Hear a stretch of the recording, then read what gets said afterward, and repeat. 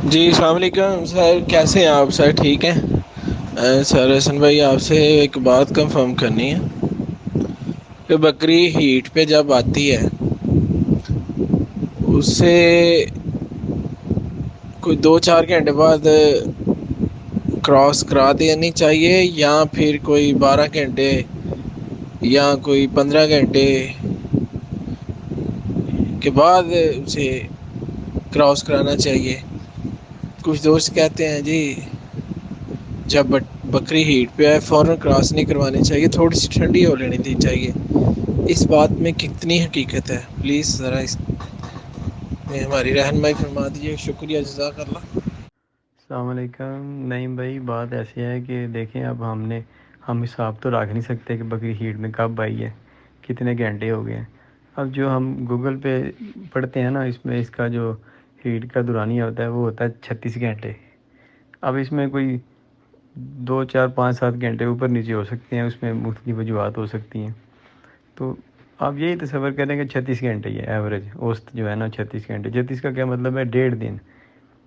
یعنی کہ اگر آج بکری صبح 8 بجے ہیٹ پہ آئی ہے تو اگلے دن وہ اس کے 24 گھنٹے ہوتے ہیں نا، صبح 8 بجے، تو اس میں 12 گھنٹے مزید شامل کر لیں، یعنی کہ شام 8 بجے وہ اس وقت تک وہ ہیٹ میں رہتی ہے۔ آپ میکسیمم زیادہ سے زیادہ یہ کر لیں کہ 2 دن مطلب وہ ہیٹ میں رہتی ہے زیادہ سے زیادہ۔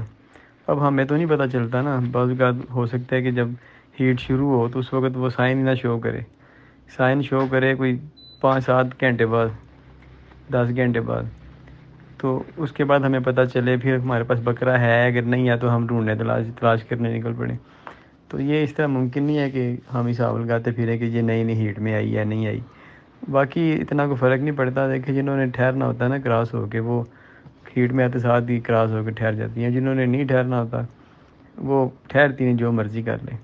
ویسے جو میں نے ایک بار پڑھا تھا ایک جگہ پہ ایک کتاب میں کہ 36 گھنٹے ہیں نا، تو 36 میں جو پہلے 12 گھنٹے ہوتے ہیں نا وہ ہیٹ کا ابتدائی دورانیہ ہوتا ہے، اور جو دوسرے 12 گھنٹے ہوتے ہیں نا وہ پیک پہ ہوتا ہے، اور وہاں پہ جو بکریاں کراس ہوتی ہیں وہ ان کی کنسیپشن ریشو زیادہ آتی ہے، وہ زیادہ حمل ان کا ٹھہرتا ہے۔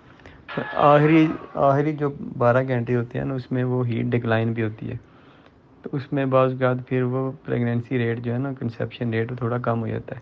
لیکن یہ تو ایک تھیوری ہے، یہ پڑھی ہے ہم نے، ہوتا ایسے نہیں ہے۔ ہوتا تو یہی ہے نا کہ جب کراسنگ سیزن شروع ہوتا ہے تو ہم بکرا چھوڑ دیتے ہیں، جو بھی بکری ہیٹ پہ آتی ہے وہ کراس ہوتی رہتی ہے، تو ہمیں تو پتہ ہی نہیں چلتا نا کہ یہ کب کراس ہوئی ہے کب نہیں کراس ہوئی، کیونکہ جہاں پہ زیادہ جانور وہاں پہ تو یہ ممکن نہیں ہوتا حساب رکھنا۔ لیکن جہاں پہ 1 2 بکری ہے وہاں پہ بھی یہ بڑا مشکل ہو جاتا ہے حساب رکھنا کہ کب یہ ہیٹ پہ آئی تھی۔ ہو سکتا ہے ہم ابھی محسوس کر رہے ہوں کہ یہ ہیٹ سائن شو کر رہی ہے، لیکن وہ پہلے سائلنٹ ہیٹ تھی، وہ 10 گھنٹے بعد ہیٹ جب اس کی فل ہوئی ہے تو اس نے ہیٹ سائن شو کی، تو ہم نے سمجھا جی ابھی ہیٹ میں آئی ہے، پر ہم نے وہ ڈال دی ویٹنگ میں، اگلے دن جا کے اس کا ہیٹ ڈکلائننگ پہ تھی، تو ہم یہ سمجھ رہے ہیں کہ ہیٹ اس کی آپ پیک پہ ہے۔